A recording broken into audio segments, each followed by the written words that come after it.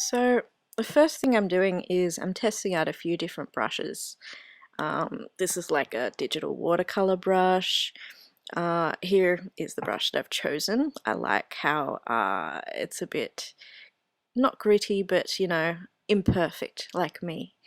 Um, so I was trying out some purple because a lot of artists use purple as a nice blending shadow shade, but I couldn't figure out how to do it properly. I think you're supposed to multiply it on the same layer, so I quit that. And you can probably tell I'm creating an owl. I'm working with a color palette that is quite cheery. I enjoy it, like a lot of pinks and blues and purples. It's very girly, a bit like me.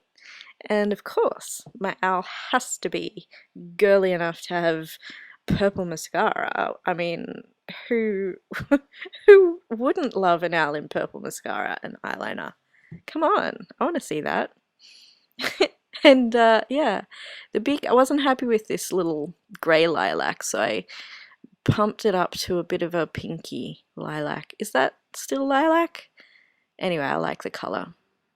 Um, yeah, so I got rid of that grey and went back in and roughed up the lines a bit more because I had deleted them with the eraser. So they weren't quite as charming as the all the rest of the lines that I'm seeing, the imperfect lines. Now, I went in with these feathers, but I decided that I didn't want that level of detail. Um, I'm trying to be looser and more free with my little sketches.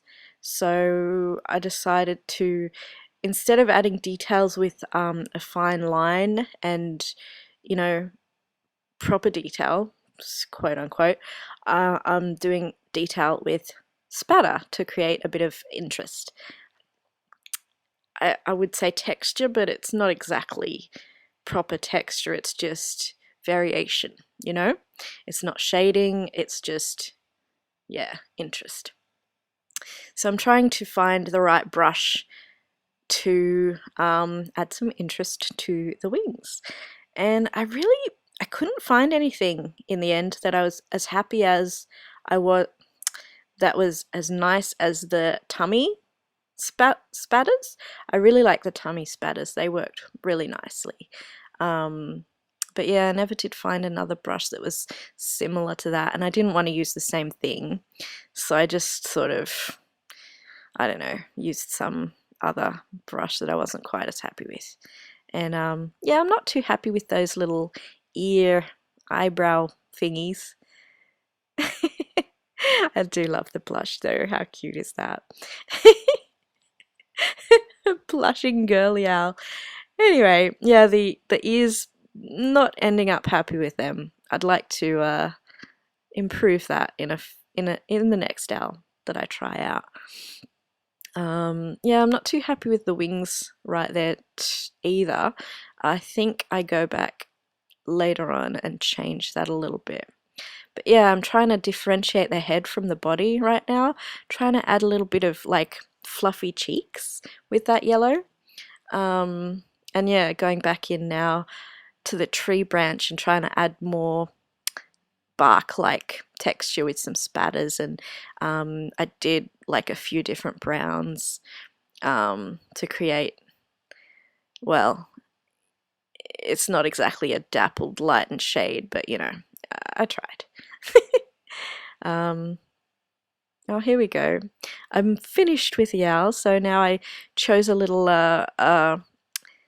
like a fine liner sort of style brush to do the signature, and I tried a little bit of a calligraphy tail and just resizing it, and I'm just about to trace over it with a different color. I wanted to blend it in with the browns because that black takes your eye away from the owl.